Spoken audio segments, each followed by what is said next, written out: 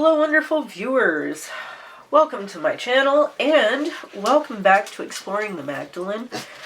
Today we are going to dive into the soul's sixth trial, the foolish wisdom of the flesh. Yes, I know, foolish wisdom of the flesh. This one is tricky because at first glance it sounds a lot like a contradiction. How can wisdom be foolish? But this is where the ego really gets sneaky, because the ego is sneaky. So in the last trial, we explored the wisdom of the flesh, the belief that the physical world is all that there is, right? But the foolish wisdom of the flesh, that one kind of got me, but it's really the next step of the illusion, isn't it?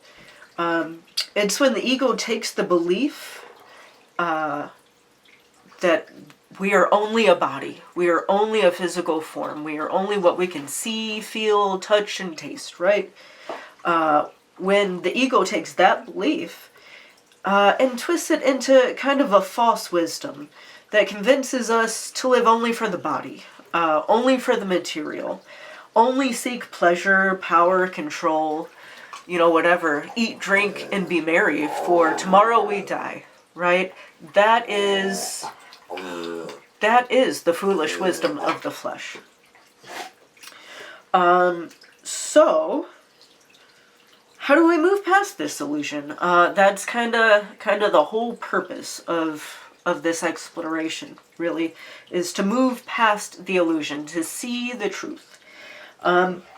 So the key isn't to reject the body, because we are physical, we have physical needs, we have physical desires, and there's nothing wrong with that. It's to recognize that the body is sacred, right? Like, our bodies are sacred. And, we should treat them as sacred things. But at the same time, to realize that our body isn't the master, right?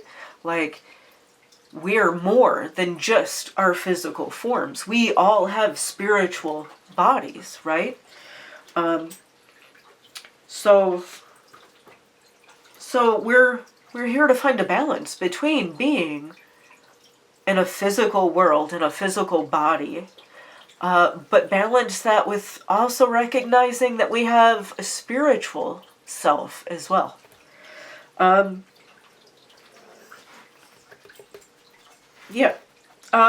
for the soul's sixth trial, I have a tarot spread, because that's how I like to learn and process things.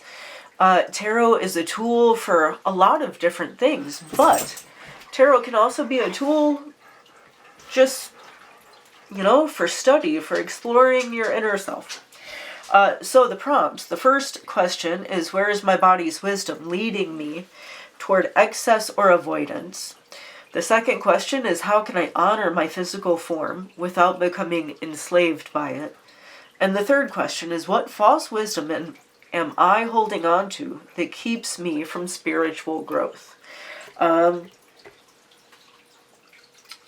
I will leave a copy of this image in the community tab. I will post it on my Instagram page. Look for hashtag Exploring the Magdalene, and you'll find it. So I am going to pull this tarot spread. I encourage you, fine viewer, to grab a tarot deck and pull some cards with me, if you want to. Otherwise, you are absolutely free to take this reading as your reading. I mean, if it resonates and it does you some good, then great, have at it. So let me shuffle up my cards. Maybe I didn't even shuffle half of those. What the heckins? Oh, man. Oh, fine, viewer. Rest assured that I will not edit this video. I feel like it's better if you get to see me in all of my chaotic messiness. So, the 3 questions. Where is my body's wisdom leading me toward excess or avoidance? The 2nd question, how can I honor my physical form without becoming enslaved by it? And the 3rd question, what false wisdom am I holding on to that keeps me from spiritual growth? We will start with the first question. Ooh, right there. Prudence. The 2nd question. How can I honor my physical form without becoming enslaved by it? I should probably move that up, huh? The 9 of Hearts. And what false wisdom am I holding on to that keeps me from spiritual growth?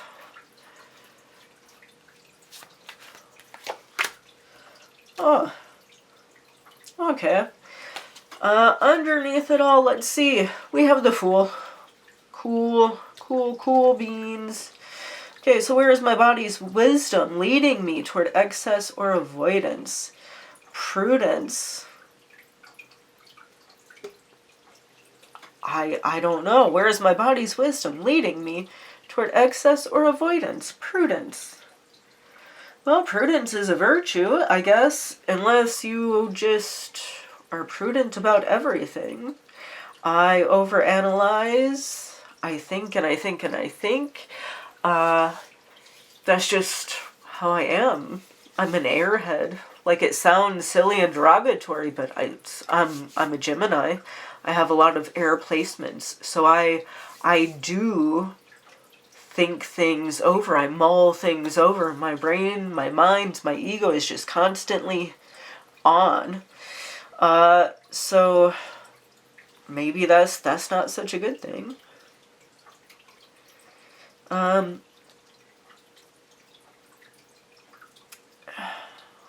my body's wisdom leading me toward excess or avoidance. I don't know. Maybe I'm being too careful with my body.